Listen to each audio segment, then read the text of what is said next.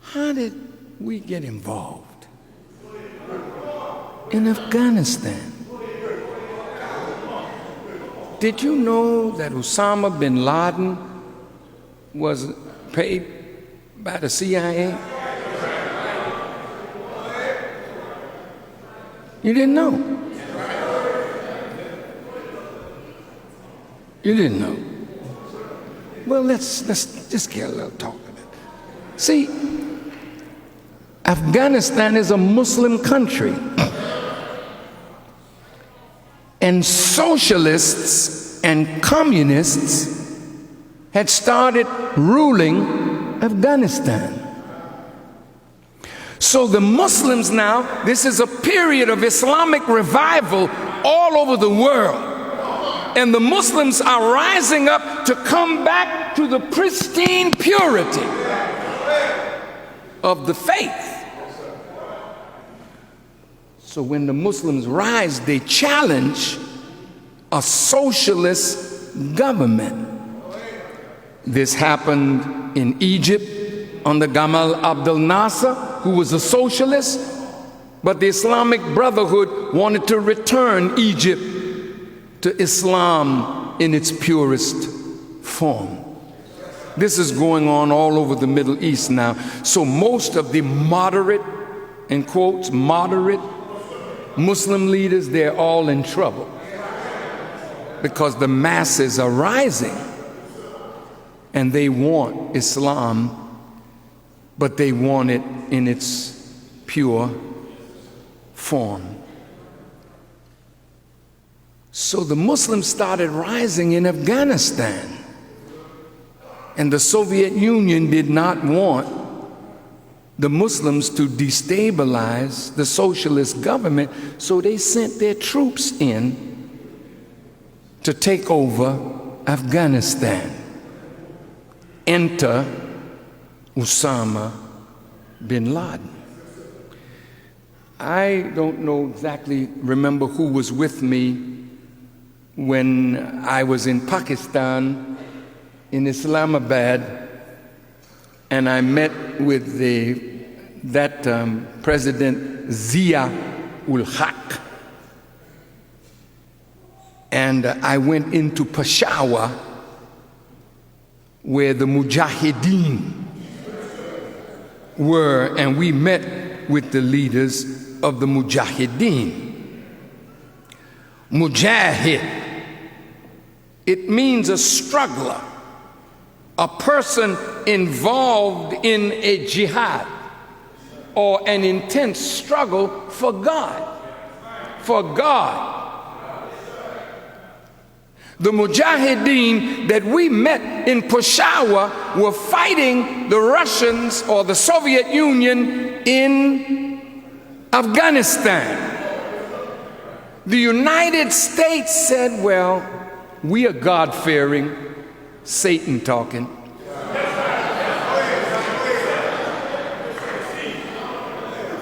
And you Muslims are God-fearing, and the Soviet Union is godless.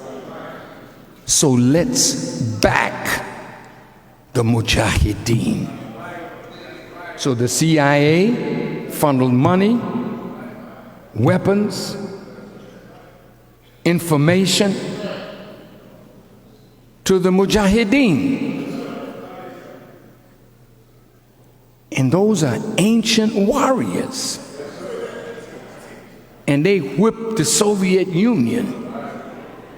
And we could see the Soviets taking their tanks and getting out of there. But what happened, America promised that when the Soviet Union was defeated, that they would help the Mujahideen rebuild Afghanistan. But America is not interested in building any nation that will be true to Islam.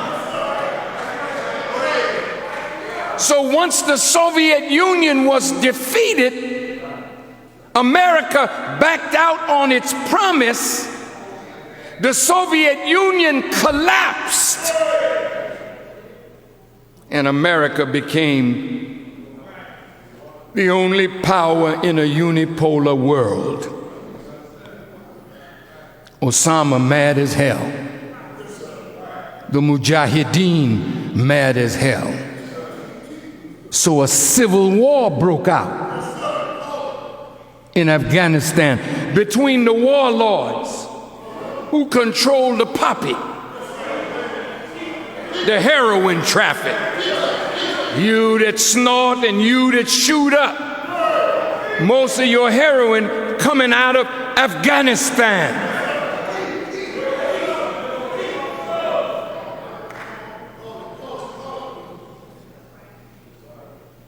So the Taliban arose in a civil war, and they win and conquer Afghanistan, cut off the poppy. Now, let me tell you,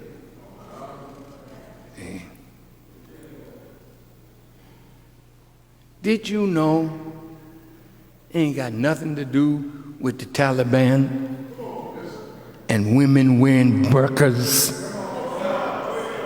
This thing that covered a woman all up. America acting like she's defending women. And you walk in the street with your behind out, ain't a damn soul saying nothing to you. But you gonna defend women in Afghanistan who cover? And you are uncovering your woman, making her look like a prostitute. Ain't nobody saying nothing to you. He's not a defender of the modesty of women.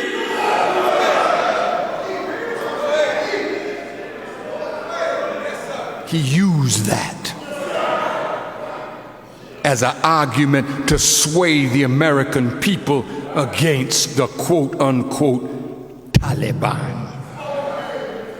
You know what the word Talib means? It means student. Taliban, the students of Allah, students of His word, students of His prophet, students of His way. They don't want nothing but God's way. That's the war that's going on in the world today. Is if you want to obey God, over here. If you want to keep doing the mess that you're doing over here, and God intend to kill, you did not hear me, because you're not making no faggot out of the real God. He will wipe you from the face of the earth if you don't get your act together. Now, damn it, He ain't playing with you.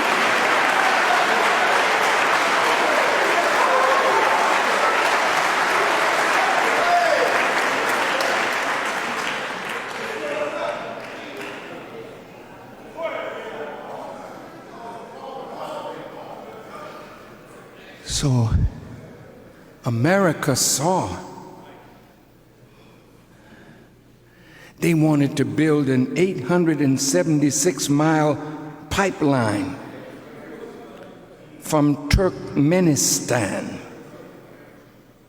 through Afghanistan to Pakistan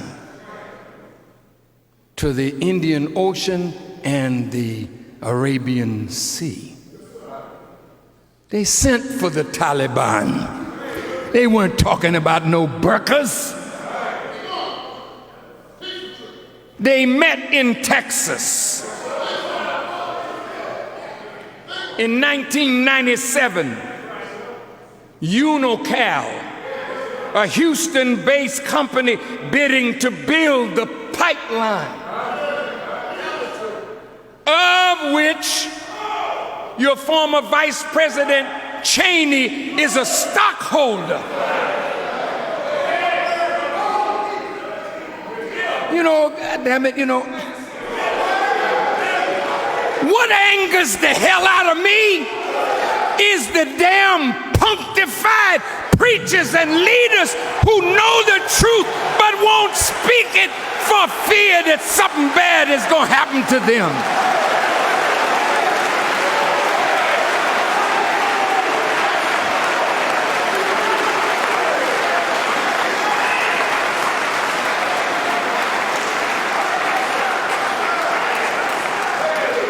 If you know the truth, speak it. And if you gotta die, damn it, die on the truth that you're a man enough to speak.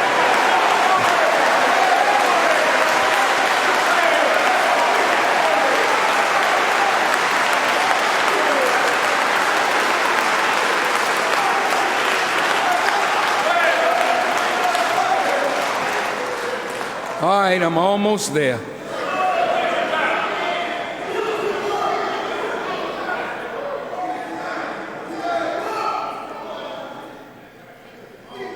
They invited the Taliban to visit them, and government officials in Texas, and dressed in traditional garb, the high-ranking delegation was given VIP treatment during the four-day stay.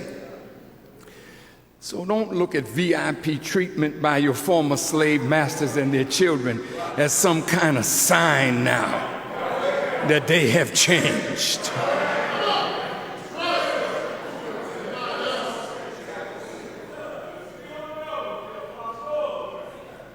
If you keep that teaching in your head as you deal with your former slave masters and their children, they won't be able to deceive you.